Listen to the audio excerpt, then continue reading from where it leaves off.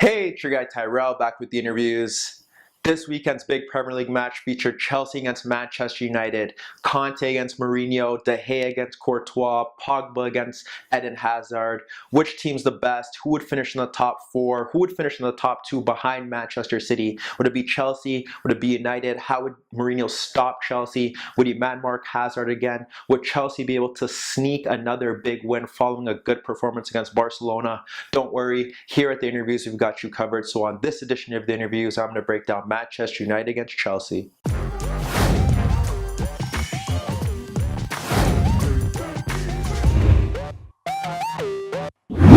So Manchester United Chelsea, the big Premier League game of the weekend with huge top four implications, plenty of superstars, and a rivalry between two managers who apparently don't like each other. So when we look at the board, we got Manchester United in the red, we got Chelsea in the blue. Chelsea playing in the 3-4-2-1. Alvaro Morata returned to the starting XI. You had Hazard and Willian, and just in behind them it was Conte and Drinkwater in midfield. And as wing backs they had Victor Moses and Marcos Alonso. The back three didn't change. Manchester United looked like a different proposition up front. Obviously, when you look at them, this kind of looks a bit jaded, but they were somewhat of a 4-4-2 diamond.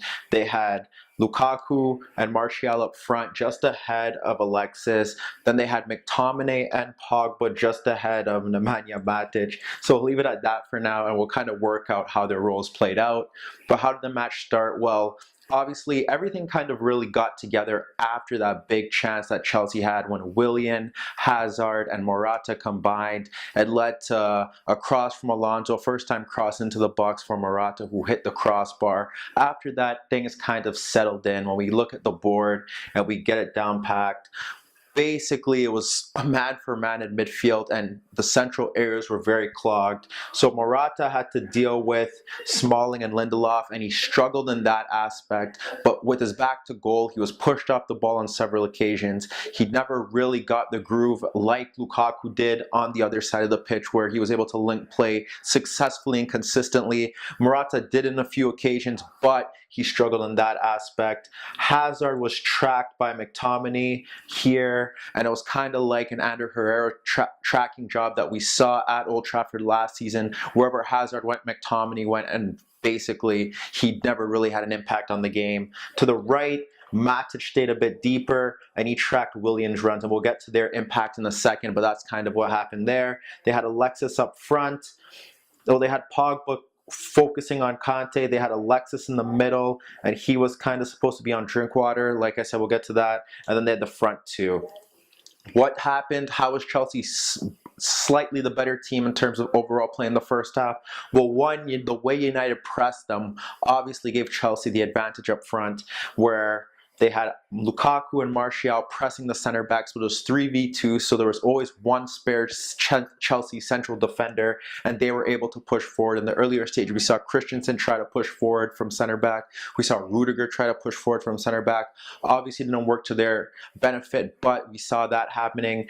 You would kind of wonder why Alexis wasn't really going there, and the other fact was that Alexis wasn't really getting close to Danny Drinkwater. It's like he didn't know his role, and out of all the players in the Chelsea lineup, Drinkwater was one of the few that had time on the ball to really play passes, and we saw him spring out a lot of passes to Victor Moses. But that was kind of the reason why Chelsea dominated possession, or had more possession in the first half, and that was very key. Another Chelsea player who had a lot of space was Victor Moses, and he received a lot of crosses, and he was able to attack Ashley Young. However, for Chelsea, the problem was that his crosses weren't very good, and his decision making wasn't very good. He did get a tame effort on David De Gea, but that wasn't enough, and Victor Moses' impact on the game wasn't really significant. And when you look at the wide areas, it was basically wingbacks versus fullbacks.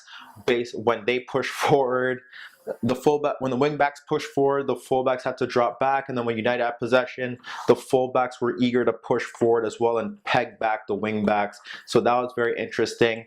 Ashley Young didn't really have that much of an impact. Marcos Alonso, after that cross, was kind of shut out, and that's what happened in wide areas, which means the central areas of the pitch were congested. When you look at it, Pogba and Conte kind of canceled each other out. You had Willian trying to get past Matic. You had Hazard tracked by McTominay. Why were United set up like this? Well, basically, when we've seen Chelsea play this 3-4-2-1 over last season and this season, basically what's been really good was that the little flicks, the intricate passing, the 1-2 combinations, and Mourinho ensured that he detracted that. When you think about Jose Mourinho in the big games, yes, it may not be pretty sometimes, but what he does do is he focuses on neutralizing the opponent's strengths. He did that here. Morata obviously struggled, but with Matic and McTominay in these areas, Willian and Hazard really struggled to get into those positions where they could combine with each other, where they could create, like we saw in the 3rd minute for that opening chance. And Mourinho must have been frustrated because if they conceded, that would really derail all of his planning.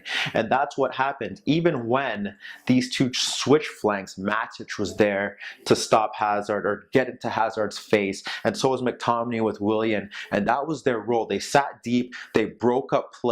McTominay was reliable in possession. Matic ignited counterattacks, but they were physical presences and they were a big shield in front of the back four, and they pretty much stopped Hazard and Willian from playing in these central roles.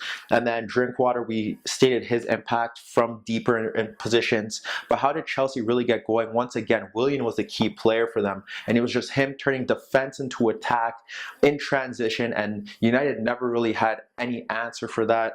And the one thing about this was the fact that Hazard, of a player of his caliber, especially after being man-marked by Herrera in the previous season, the ability to kind of just move into various positions to find your own spaces, whether it be dropping deep, whether it be moving out to the flanks, whether it be moving out to the other flank or moving deeper in the other zone, he never really did that. And that's one of the big factors why he does deserve some criticism for his performance. He kind of looked settled with getting the ball in these areas, and then when he was supposed to go 1v1 with McTominay, who is a youngster, he was unable to get past him, or it didn't look like he had the confidence to get past him.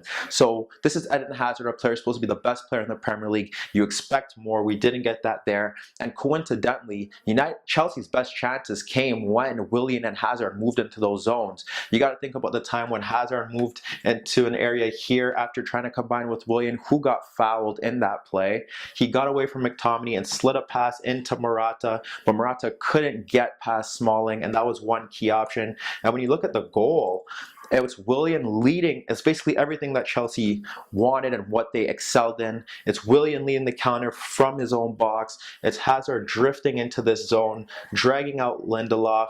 And then you have Smalling and McTominay kind of tracking to cover, but they don't track Willian's run into the box, and the ball is played into the box for Willian. David De Gea needs to do better. He's beaten at the near post, should save it, doesn't. Chelsea take the lead, and you have to think, why wasn't Chelsea doing this, or Willian and Hazard doing this more often? Just drifting into these wide areas, getting onto the ball from those zones, and really making a difference. And that's the big issue that Antonio Conte is probably going to have. And you have to question why Hazard wasn't doing that from the get-go. We saw Pogba doing it later on in the first half when United got possession, where he would drop off a bit deeper, and Conte wasn't willing to really get on the ball, because when Chelsea didn't have the ball, they were pretty much, as we expected, a 5-4-1. It was very narrow, and like I said, McTominay, and then you had Pogba there, and then you had Alexis. Alexis really struggled, never really got into the game from a deeper zone.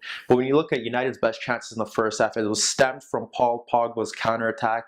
And what happened was that when McTominay and Matic in the midfield, he was able to bomb forward. And this is what you expect from Pogba. He played a pass out wide to Martial, who broke free but couldn't get his cross in. And then the second chance he had, he basically broke down the left, picked out Alexis's run into the box. Alexis should score there. Tame effort on goal for Courtois, and that's what happened for United. And then their goal came out of nothing, and it's very coincidental that Christensen was kind of out of the play for both chances. But this one, he got hurt, and then we saw great intricate play just when Chelsea's defense kind of were unsettled because of Christensen getting hurt. But it was great intricate play from Lukaku bringing it back to Matic, and then it was Alexis and Martial Tyrrell teeing up Lukaku with a superb finish, 1-1, and after that, United kind of just switched the tempo of the game.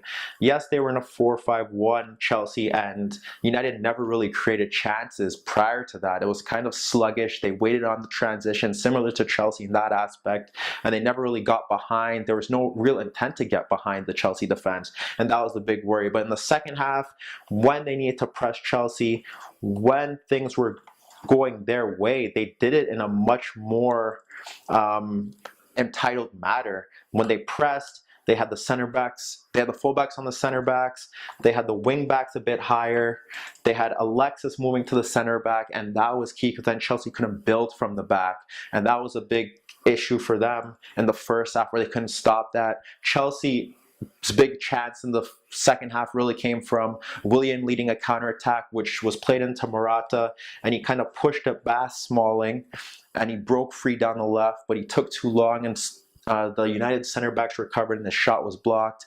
And from there, it was just really much the waiting game. Both sides were kind of countering each other, and obviously United did get back into the game and improve throughout that when they start to press more and close down options faster.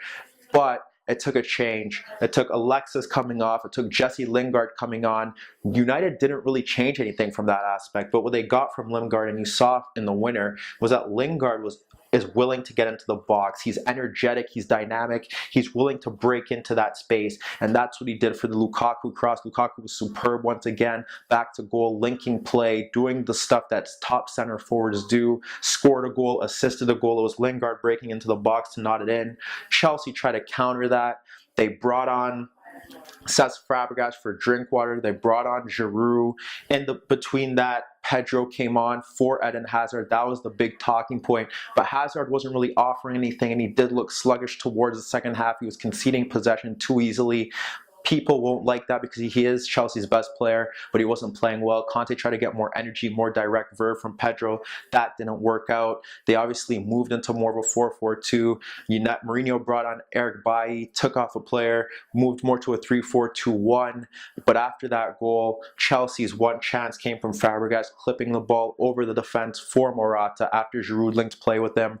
Was Morata onside? The replay says yes, he did score, but the referee didn't catch it in time, and Chelsea ended up losing the game 2-1 in a game that was very tight, but at the end of the day, their star players didn't make the changes that they needed to do off the ball. They were shut out by United, and this was once again a Mourinho performance where he stopped the opposition from playing to their best, and he relied on a bit of individual brilliance, and he does deserve credit for making the change to bring on Lingard, who scored the winner. But let me know what you guys think. Meet me in the comments below. Don't forget I upload videos every day, and don't forget to subscribe to my channel. And that was your daily dose of the interviews.